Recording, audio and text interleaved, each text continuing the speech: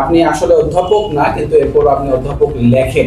তো একজন ইসলামী দলের প্রার্থী হিসেবে এটা কতটুকু ন্যায়সঙ্গত? এটা তারা বলে, আমি মনে করি তারা একটা দৌড় ধরার জন্যই বলে আর কি। তাদের তো হয়তো অধ্যাপক হওয়ার সুযোগ হয় নেই, কলেজ টিচারিং করার সুযোগ হয় নাই, এই দুঃখ থেকেও তারা বলতে পারে আর কি। অধ্যাপক লেখাটা আমাদের এখানে একটা প্রচলিত বিষয়।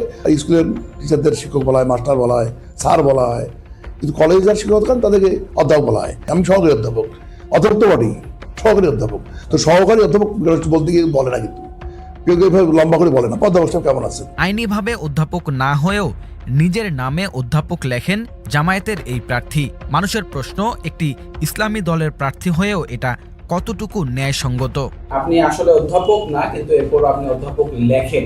তো একজন ইসলামী দলের প্রার্থী হিসেবে এটা কতটুকু ন্যায়সঙ্গত?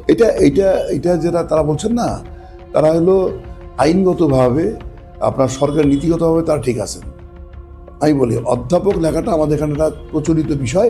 তারা কলেজে অধ্যাপনা করেন, আপনার বেসরকারি কলেজে, বিশেষ করে সরকারি অধ্যাপক হলে বা অধ্যাপক লেখাপড়া করলেই অধ্যাপক বলা হয়, প্রচলিত আর কি। প্রফেসর সাহেব কেমন আছেন, অধ্যাপক সাহেব কেমন আছেন, ঠিক ওইভাবেই পোস্টারের নামটা আসছে। এটা কোনো সরকারি বিধানকে চ্যালেঞ্জ করে নয়। আবার খেয়াল করে দেখবেন প্রচলিত কথা কিন্তু অধ্যাপক বলা হয়, আর স্কুলের টিচারদের শিক্ষক বলা হয়, মাস্টার বলা হয়, স্যার বলা হয়, কিন্তু কলেজ যারা শিক্ষক করেন তাদেরকে অধ্যাপক বলা হয়।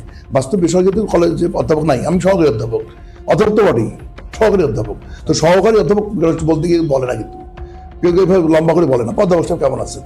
তো প্রচলিত কথাটাই এখানে বলা হয়েছে, কারণ মিথ্যাচারও করা হয় নাই বা এটা কোনো একটা সরকারি আইনকে লঙ্ঘন করা হয় নাই।